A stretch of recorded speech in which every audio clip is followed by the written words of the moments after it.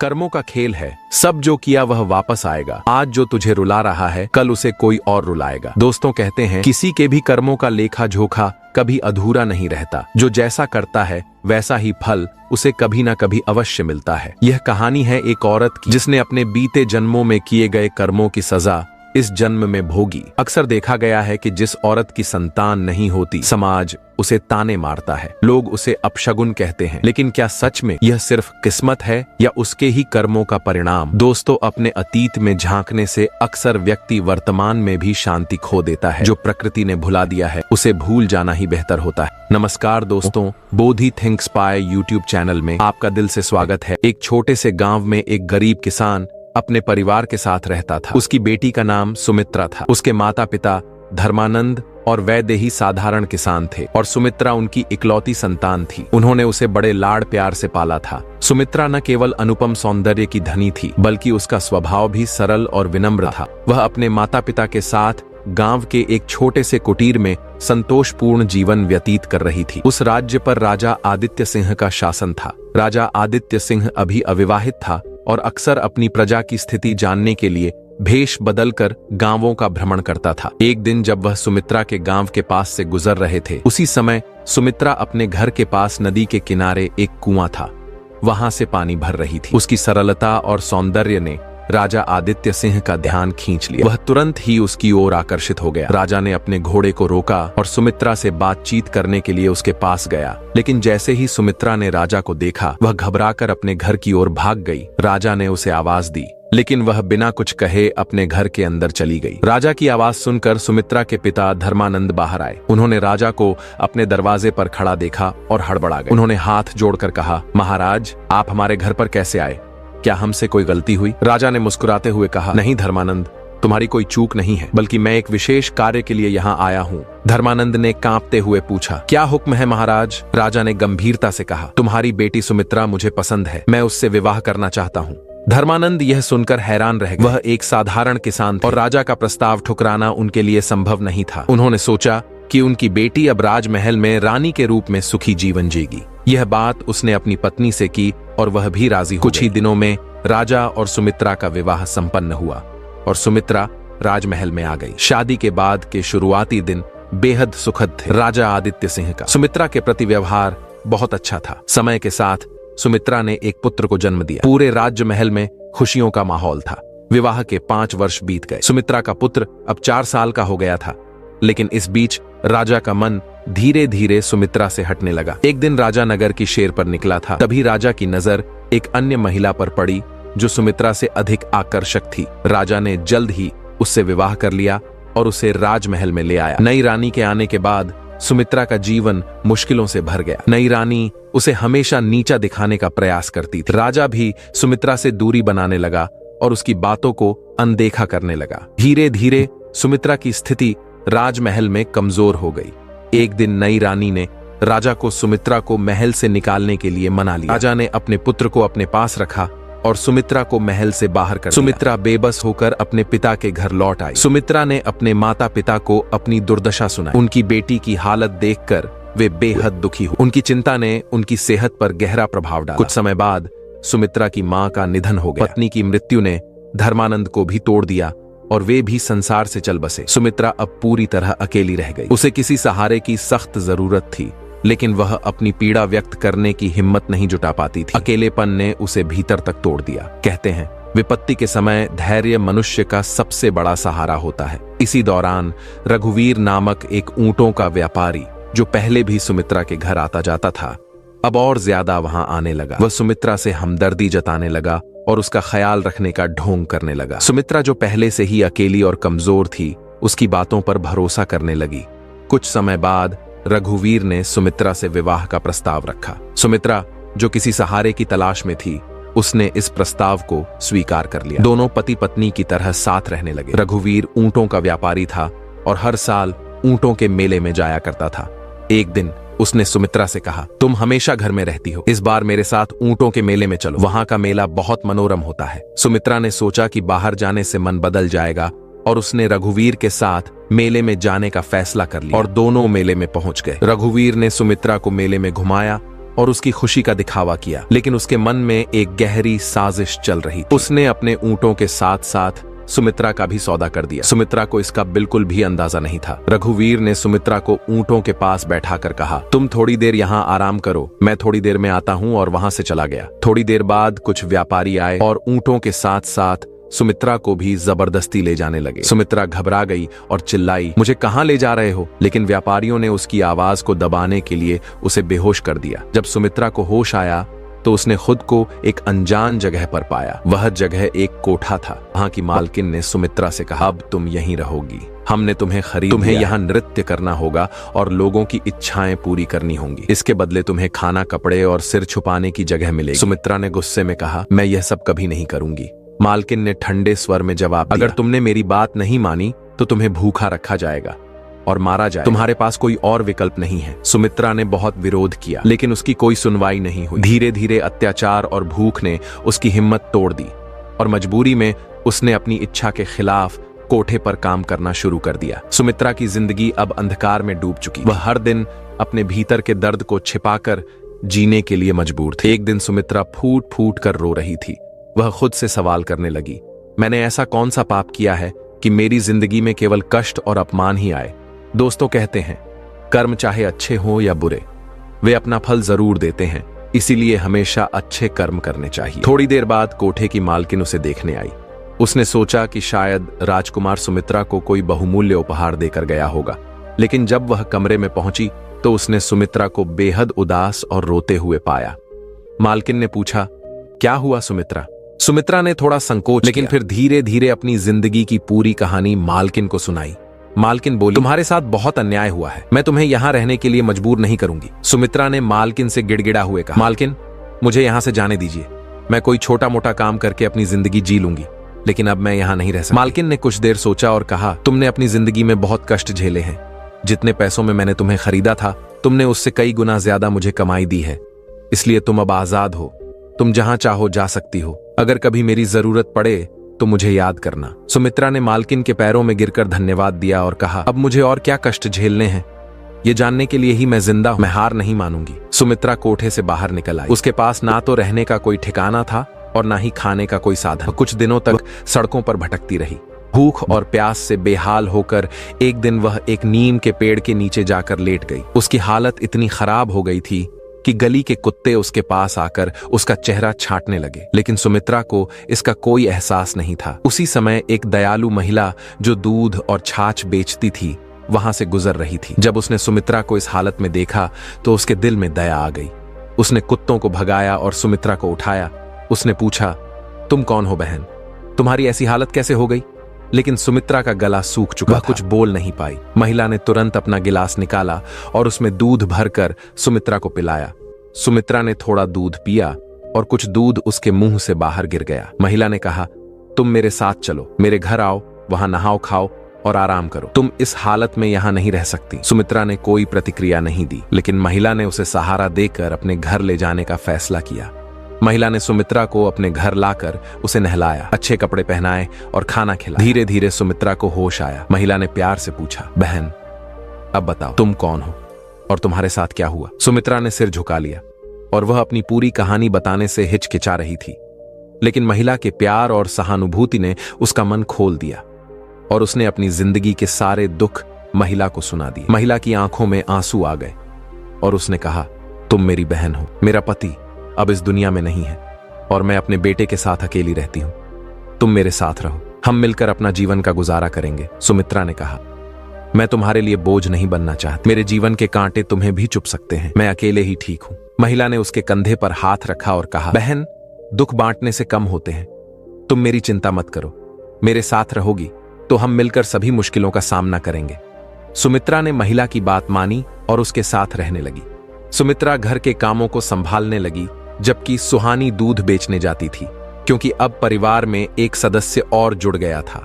सुहानी को ज्यादा मेहनत करनी पड़ती। सुमित्रा ने यह सब देखा और एक दिन सुहानी से कहा, बहन, अगर मैं भी तुम्हारे साथ दूध और छाछ बेचने जाऊं तो हमारा गुजारा बेहतर हो सकता है।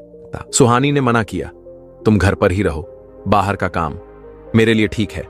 सुमित्रा मुस्कुराते हुए बोली, हम दोनों मिलकर मेहनत करेंगे तो पैसे भी ज्यादा मिलेंगे और तुम्हारा बोझ भी कम होगा। अंततः सुहानी मान गई। अब दोनों मिलकर काम करने लगी। सुबह बच्चे को स्कूल भेजने के बाद दोनों दूध बेचने जाती और बच्चे के लौटने तक घर का काम भी निपटा लेती।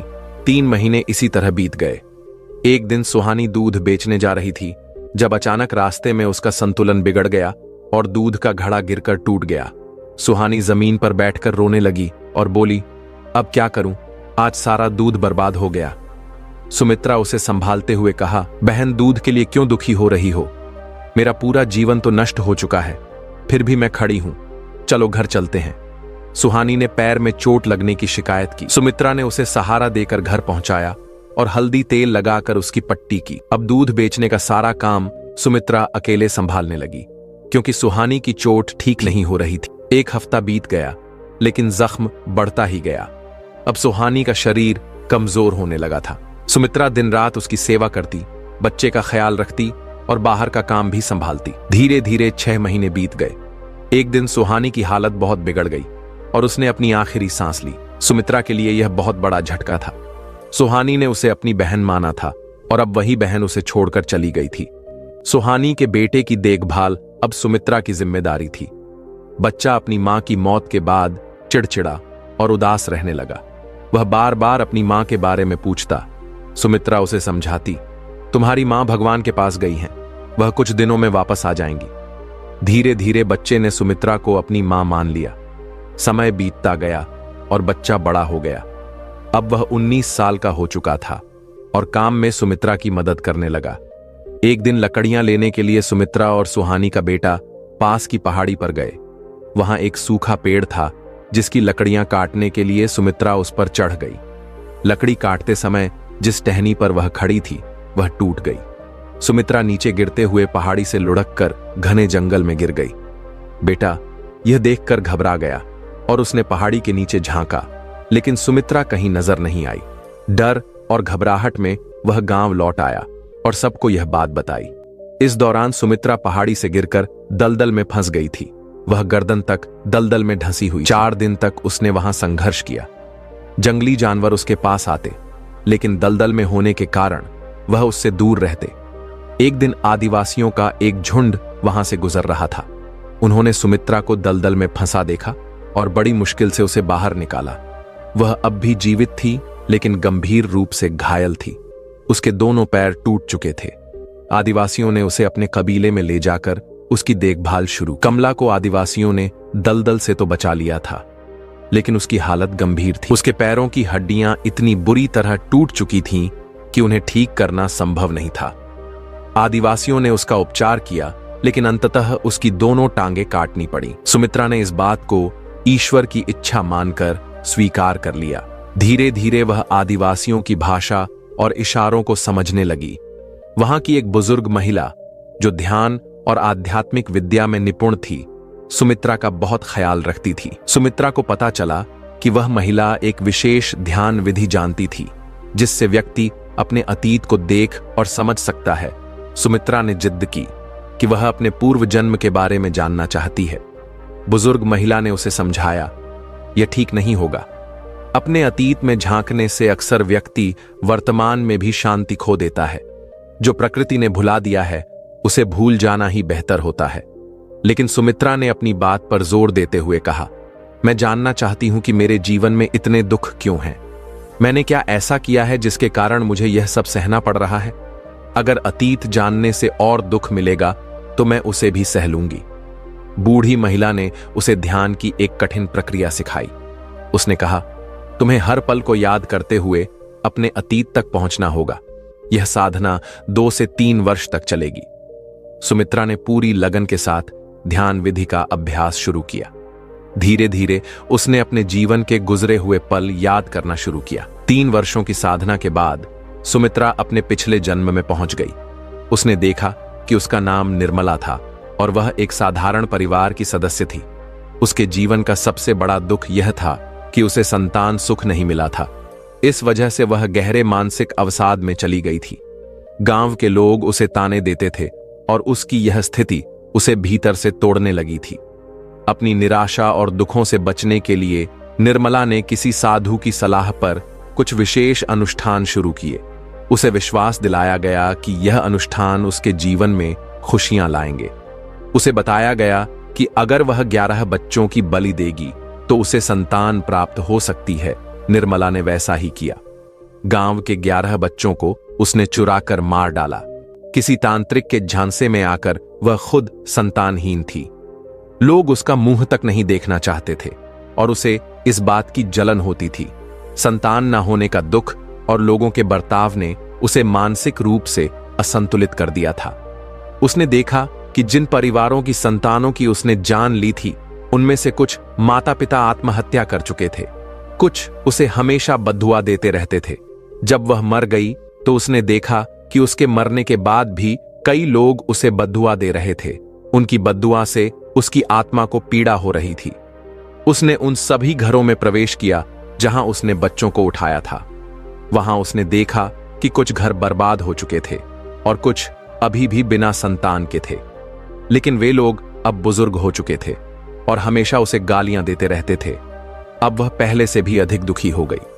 अब उसके लिए पूर्व जन्म में वापस जाना नामुमकिन था, क्योंकि उसकी मदद उस बूढ़ी महिला आदिवासी ने की थी। लेकिन अब उसी शरीर में लौटना असंभव था। सुमित्रा को यह एहसास हुआ कि उसका अतीत ही उसकी वर्तमान स्थिति का कारण था। उसने सोचा, अगर मैंने अपना अतीत नहीं देखा होता तो मेरा मन शायद शांत रहता। बूढ़ी महिला ने सही कहा था कि प्रकृति ने हमें भूलने की शक्ति दी है और हमें उसे अपनाना चाहिए। अब वह अपनी गलतियों का प्रायश्चित करना चाहती थी। उसी गांव में एक तांत्रिक आया था जो भटकती आत्माओं को वश में कर सकता था। उसने अपने तंत्र मंत्र के जरिए आसपास की आत्माओं को अपने नियंत्रण में लेना शुरू किया। जब तांत्रिक ने सुमित्रा की आत्मा को महसूस किया तो उसने उसे वश में कर लिया। तांत्रिक आत्माओं का इस्तेमाल अपने स्वार्थ के लिए करता था। जब सुमित्रा की बारी आई तो उसने तांत्रिक से रोते हुए कहा, मैंने पहले ही अपने जीवन में कई गलतियां की हैं, मुझसे अब और गलत काम मत करवाओ। सुमित्रा ने अपनी पूरी कहानी तांत्रिक को बता दी और उससे प्रार्थना, मुझे यहां से मुक्त कर दो और मेरे शरीर में वापस जाने का कोई तरीका बताओ। तांत्रिक ने कहा, तुम्हारा दुख देखकर मैं तुमसे और कोई काम नहीं करवाऊंगा, लेकिन मेरे पास ऐसी कोई विद्या नहीं है जिससे तुम्हें तुम्हारे शरीर में वापस भेज सकूं। यह सुनकर सुमित्रा निराश हो गई और फिर से भटकने लगी। इसी दौरान उसी नगर में एक संत आए जो रात भर वहां रुके थे। वे उस तांत्रिक के गुरु थे जो सुमित्रा के पूर्व जन्म का पति था। कुम्हार अब 80 वर्ष का हो चुका था और अकेले रहता था। रात में वह ईश्वर का गुणगान कर रहा था।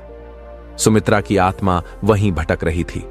संत को महसूस हुआ कि वहां कोई आत्मा मौजूद है जो मोक्ष की कामना कर रही है। संत ने कुम्हार से कहा, यहां तुम्हारी पूर्व पत्नी की आत्मा भटक रही है, वह अपनी मुक्ति चाहती है। कुम्हार ने चौंकते हुए पूछा, मेरी पत्नी? वह तो वर्षों पहले गुजर गई थी, क्या इतने समय से उसकी आत्मा भटक रही है? संत ने सुमित्रा की आत्मा को संबोधित करते हुए कहा, तुम्हें क्या चाहिए, क्यों भटक रही हो?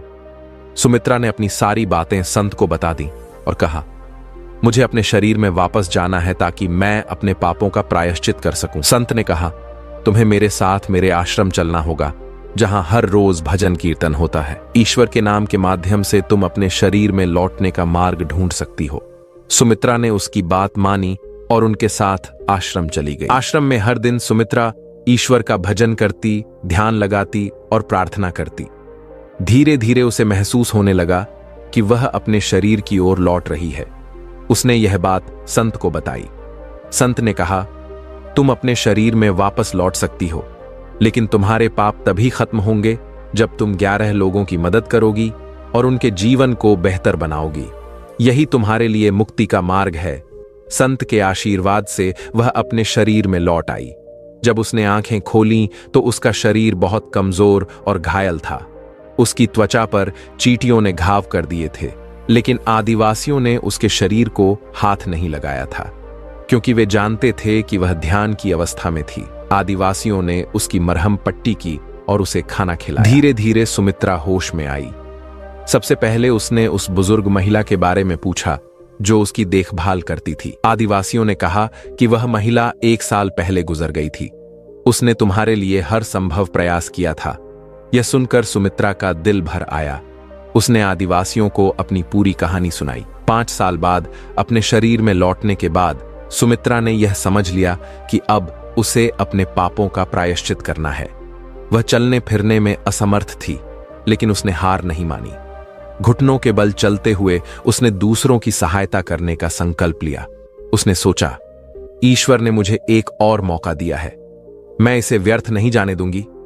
सुमित्रा ने जंगल में भटकते हुए कई कठिनाइयों का सामना किया। उसके शरीर में घाव थे और वह दोनों पैरों से लाचार थी, लेकिन घुटनों के बल चलने को मजबूर थी। फिर भी उसने साहस नहीं खोया। उसने ठान लिया था कि वह अपने पापों का प्रायश्चित करेगी और 11 जिंदगियां बचाने का अपना उद्देश्य पूरा करेगी। एक दिन जंगल में चलते हुए सुमित्रा ने देखा कि एक सांप कांटों में फंसा हुआ है। कांटे उसकी त्वचा में गहरे चुभ गए थे, जिससे वह असहाय और दर्द से तड़प रहा था। सुमित्रा ने सोचा कि वह इस सांप की मदद कर सकती। सांप ने जैसे ही सुमित्रा को अपनी ओर आते देखा, उसने फन उठाकर फुफकारना शुरू कर दिया। सुमित्रा डर गई, लेकिन फिर भी उसने साहस दिखाया। उसने पास पड़े एक लंबे डंडे से धीरे धीरे सांप को कांटों से बाहर निकालने की कोशिश। सांप पहले बहुत गुस्से में था, लेकिन धीरे धीरे वह शांत हो गया। सुमित्रा ने अपने कपड़े का एक टुकड़ा सांप पर डालकर उसके शरीर से कांटे निकाल। सांप को राहत मिली और उसने सुमित्रा को धन्यवाद देने के लिए अपनी फुफकार धीमी कर ली। सुमित्रा को महसूस हुआ कि उसने एक जीवन बचाया है। उसने सोचा, शायद ईश्वर ने मुझे इसी उद्देश्य के लिए जीवित रखा है। कुछ दिन बाद सुमित्रा जंगल में एक शिकारी से मिली। उसने देखा कि शिकारी अपने कंधे पर एक हिरण का बच्चा लटकाए हुए जा रहा। यह दृश्य देखकर सुमित्रा का दिल पसीज गया। उसने शिकारी से कहा, भाई, इस मासूम जानवर को छोड़ दो, इसे भी अपनी जिंदगी जीने का हक है। शिकारी ने कहा, मैं इसे बेचकर अपना गुजारा करता हूं, यह मेरा काम है। इसे छोड़ दूंगा तो मैं और मेरा परिवार भूखा रहेगा। सुमित्रा ने उसे समझाने की कोशिश की, भाई, इन जीवों को मारने की बजाय तुम जंगल से लकड़ियां काटकर या फल फूल तोड़कर बेच सकते हो। यह भी एक ईमानदार काम है। जानवरों को मारना गलत है, उन्हें भी ईश्वर ने हमारे जैसा जीवन दिया है। शिकारी पर सुमित्रा की बातों का गहरा असर हुआ। उसने हिरण के बच्चे को छोड़ दिया और वादा किया कि वह अब कभी किसी जानवर को नहीं मारेगा। सुमित्रा बहुत खुश हुई। उसने सोचा, शायद अब इस शिकारी का जीवन बदल जाएगा और इसके साथ साथ कई जानवरों की भी जान बच जाएगी। सुमित्रा ने ठान लिया कि वह हर दिन जंगल में जाएगी और किसी जरूरतमंद की मदद करेगी। उसे पता था कि यही उसका प्रायश्चित है। सुमित्रा ने जंगल में भटकते हुए यह संकल्प किया कि वह अब हर दुखी प्राणी की सहायता करेगी। एक दिन चलते चलते उसने देखा कि एक भेड़िया झाड़ियों में फंसा हुआ है। उसके पैरों में गहरे कांटे चुभे हुए थे। वह दर्द से कराह रहा था और लंबी आवाजें डाल रहा था। सुमित्रा पहले तो डर गई। वह भेड़िए से थोड़ी दूरी पर बैठ गई और उसे देखती रही। भेड़िया भी उसे देख रहा था। कुछ देर बाद भेड़िया अपनी आवाज को धीमा करते हुए उसकी तरफ देखने लगा, जैसे कह रहा हो, मुझे मदद चाहिए, मैं तुम्हें कोई नुकसान नहीं पहुंचाऊंगा। सुमित्रा ने धीरे धीरे अपने डर पर काबू पाया और भेड़िए के पास जाने का साहस किया। उसने कांपते हाथों से उसके सिर पर धीरे से हाथ रखा। भेड़िया बिल्कुल शांत था। सुमित्रा ने उसके पैरों से कांटे निकाले। भेड़िए को तुरंत आराम मिला। भेड़िया कुछ दूर चला, फिर वापस आया और कमला के हाथ छाटने लगा। ऐसा लग रहा था जैसे वह अपनी भाषा में उसे धन्यवाद दे रहा हो। इसके बाद वह भेड़िया जंगल की ओर चला गया। यह घटना कमला के लिए बहुत खास थी। उसने पहली बार महसूस किया कि जानवरों में भी भावना और प्रेम होता है। उसने सोचा, अगर मैं इन्हें थोड़ा सा सहारा दे सकती हूं तो क्यों ना अपना जीवन इसी काम में लगाऊं। इसके बाद सुमित्रा ने ठान लिया कि वह हर जीव की मदद करेगी, चाहे वह इंसान हो, जानवर हो या पेड़ पौधे। घुटनों के बल चलते हुए भी वह रोज जंगल में निकलती और जरूरतमंदों की सहायता करती। सुमित्रा का यह प्रयास धीरे धीरे पूरे जंगल में प्रसिद्ध हो गया। जानवर और पक्षी अब उसके पास आकर रहते थे। वह अब सिर्फ एक इंसान नहीं रही थी, बल्कि जंगल का एक अभिन्न हिस्सा बन चुकी थी। सुमित्रा की उम्र काफी बढ़ चुकी थी। उसका शरीर कमजोर हो गया था, लेकिन उसकी आत्मा में अड़क साहस और सच्चा प्रेम था। एक दिन वह नदी किनारे बैठी थी। मछलियां उसके पास आकर खेल रही थीं और पक्षी उसकी गोद में बैठे थे। सुमित्रा ने सूरज की ओर देखते हुए अपने अंतिम समय को स्वीकार कर लिया। वह धीरे धीरे गिर पड़ी। आसपास की गिलहरी ने जब यह देखा तो उसने अपनी आवाज में सभी जानवरों और आदिवासियों को बुलाया। सभी ने मिलकर सुमित्रा को विदाई दी। उसके शरीर को धरती में समर्पित किया गया। हर किसी ने प्रेम और श्रद्धा के साथ उसकी आत्मा की शांति के लिए प्रार्थना की। सुमित्रा के जाने के बाद जंगल में चमत्कारी परिवर्तन हुए। पहले जहां सालों तक बारिश नहीं होती थी, अब हर साल वहां पर्याप्त बारिश होने लगी। नदी और तालाब पानी से भर गए। पेड़ पौधे हमेशा हरे भरे रहने लगे। सभी जीव और आदिवासी महसूस करते थे कि सुमित्रा की आत्मा अब भी जंगल में मौजूद है। वह अपनी प्रेम और दयालुता के माध्यम से सभी के दिलों में जीवित थी। स्त्रियों के संतान सुख से वंचित रहने के कारण अब मैं आपको बताने जा रहा हूं कि किन कारणों से कुछ स्त्रियां संतान सुख से वंचित रहती हैं। इन 3 कारणों को समझने पर आपको पता लग जाएगा कि कौन सी स्त्री संतान सुख से वंचित रहती है। पहला कारण, गलत कार्यों का प्रभाव। सुमित्रा ने अपने पिछले जन्म में दूसरों को हानि पहुंचाने वाले कार्य किए थे। उसने निर्दोष बच्चों को परेशान किया और गलत मार्ग पर चली। गलत कर्मों का प्रभाव हमारे जीवन पर पड़ता है, चाहे वह तुरंत न दिखाई दे, लेकिन धीरे धीरे यह समस्याएं उत्पन्न कर सकते हैं। हमें अपने कर्मों को हमेशा सही और अच्छा बनाए रखना चाहिए, क्योंकि गलत कार्य जीवन में परेशानियां ला सकते हैं। दूसरा कारण, दूसरों के प्रति क्रोध और जलन। सुमित्रा अपने पिछले जन्म में संतान की कमी के कारण दुखी थी। उसने अपनी परेशानी को संभालने के बजाय दूसरों की खुशियों से जलन और क्रोध करना शुरू कर दिया। इस नकारात्मक सोच ने उसकी स्थिति को और जटिल बना दिया। हमें ईर्ष्या और गुस्से के बजाय दूसरों की खुशियों में खुश होना और अपने मन को शांत रखना सीखना चाहिए। वही स्त्रियां जो कई पुरुषों के साथ अनुचित संबंध रखती हैं और फिर गर्भ धारण करती हैं, उन संबंधों को छुपाने के लिए गर्भपात कर देती हैं। वे भी अगले जन्मों में संतान सुख से वंचित रहती हैं। जो स्त्रियां ईर्ष्या और द्वेष के कारण दूसरे के बच्चों को नुकसान पहुंचाती हैं, उन्हें भी संतान सुख नहीं मिलता। तीसरा कारण, प्रकृति के नियमों के खिलाफ जाना है। सुमित्रा ने संतान पाने के लिए ऐसे उपाय अपनाए जो प्रकृति के नियमों के विपरीत थे। उसने धैर्य और समझदारी से काम नहीं लिया, जिसके कारण उसकी स्थिति और भी कठिन हो गई। हमें हर समस्या को धैर्य और सहजता से स्वीकार करना चाहिए। गलत रास्तों को अपनाने से हमारी परेशानियां हल होने के बजाय और बढ़ सकती हैं। कर्म का एक यूनिवर्सल सिद्धांत है कि आप जो करते हैं वह लौटकर आपके पास जरूर आता है। यानी जो कर्म आप कर रहे हैं वह कभी निष्फल नहीं होता। उसका परिणाम आपको देर सवेर भले भुगतना पड़ जाए, पर वो लौटकर आपके पास जरूर आता है। अगर आप दुखी हैं तो उस दुख का कारण कोई और नहीं बल्कि आप खुद हैं। कई बार तो आपके दुखों को पिछले जन्म के कर्मों से भी जोड़ा जाता है। पिछले कई जन्म के आपके अच्छे और बुरे कर्म जमा हो रहे हैं, जिन्हें संचित कर्म कहा जाता है, और उन्हीं में से थोड़ा थोड़ा कर्म आपको अगले हर जन्म में चुकाना पड़ता है। क्यों ध्यान देना चाहिए आपको अपने कर्मों पर? आप केवल अपने अच्छे कर्मों से ही इस चक्र को रोक सकते हैं और कुछ जन्मों बाद इस संचित कर्म से मुक्त होकर मोक्ष प्राप्त कर सकते हैं। लेकिन अगर आप हर जन्म में बुरे कर्म भी करते जाएंगे तो यह कर्मों की गठरी घटने की बजाय बढ़ती ही जाएगी, और ना तो आपके दुखों का अंत होगा और ना ही जन्मों के चक्र का दुख आपके कर्मों का फल है। यह तभी दूर हो सकता है जब मन को अशुभ प्रभावों से बचाया जाए। अशुभ कर्म करने वाले व्यक्ति को फल भोगने के लिए जन्म लेना ही होगा। कर्म सिद्धांत में जन्म लेना अपने आप में महान कष्ट है, क्योंकि जन्म का संबंध मृत्यु से है। मृत्यु सबसे डरावना कष्ट माना गया है। इसलिए यदि इस कष्ट से छुटकारा पाना है तो जन्म की परंपरा को समाप्त करना होगा। कई लोग अपनी आत्मा को इस जन्म के चक्र से बचाना भी चाहते हैं।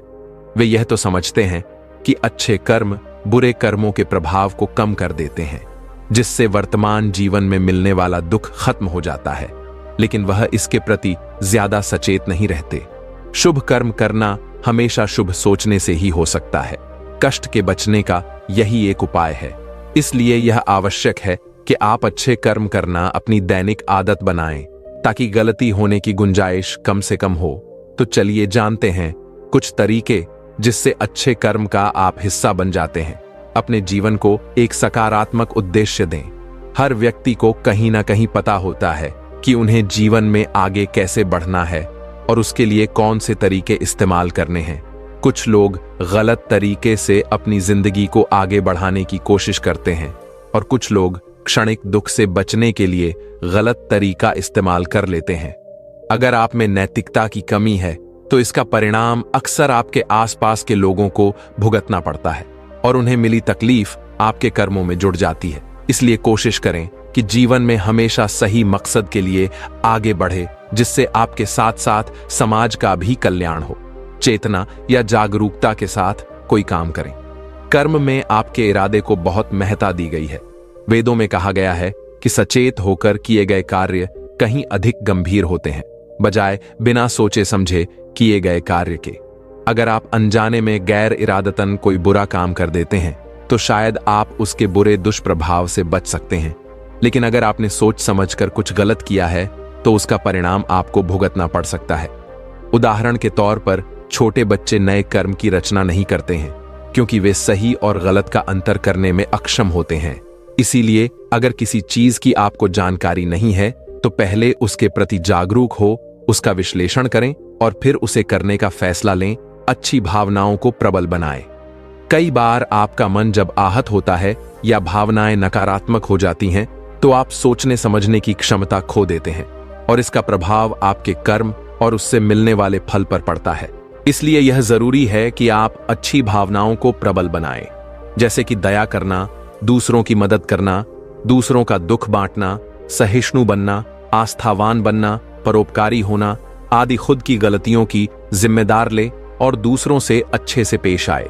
जब आप कुछ गलत करते हैं तो अक्सर दुनिया को या अपनी भावनाओं को इसका दोष देते हैं, जैसे कि आपने किसी पर चिल्ला दिया और आप फिर यह कहकर बच जाते हैं कि मुझे गुस्सा बहुत आता है इसलिए मैंने ऐसा कर दिया, मैं ऐसा दिल से नहीं करना चाहता था या चाहती थी। वह दोष देकर आप खुद को मुक्त तो कर लेते हैं, लेकिन इससे आप अपनी गलती को समझ नहीं पाते हैं। कई बार आपकी ऐसी हरकत सामने वाले को भी दुखी कर देती है।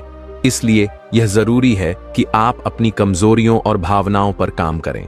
इसके लिए अध्यात्म में कई रास्ते बताए गए हैं जो आपकी मदद कर सकते हैं। आस्थावान बनना अच्छे कर्मों को करने के लिए जरूरी है कि आप कर्मों के परिणामों में यकीन रखें। आपको खुद को यह बार बार याद दिलाना है कि आप इस दुनिया में किस मकसद से आए हैं। आपको खुद को उस सर्वोच्च शक्ति को सौंप देना होगा।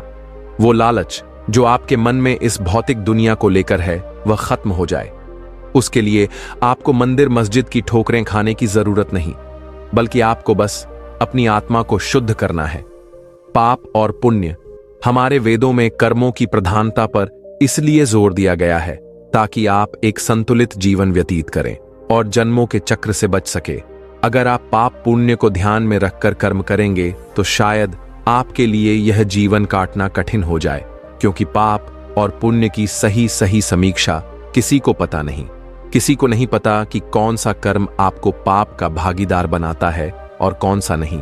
इसीलिए आपको केवल यह सोचकर कर्म करते जाना है कि कैसे आप अपने साथ साथ दूसरों के जीवन का भी कल्याण कर सकें। मुझे सुनने के लिए धन्यवाद दोस्तों। आशा करता हूं कि इस कहानी से आपको बहुत कुछ सीखने को मिला होगा। अगर वीडियो आपको अच्छी लगी हो तो वीडियो को लाइक और इस वीडियो को अपने दोस्तों के साथ शेयर जरूर करें और हमारे इस चैनल को सब्सक्राइब करना ना भूलें। आपका एक लाइक और सब्सक्राइब हमें आगे बढ़ने के लिए मोटिवेट करेगा। अगर आपके अपने कुछ विचार हो तो हमें कमेंट बॉक्स में कमेंट करके जरूर बताएं। तो मिलते हैं अगली कहानी में। मस्त रहे और स्वस्थ रहे और देखते रहे बोधी थिंग्स पाए की स्टोरी की नई वीडियोस। धन्यवाद।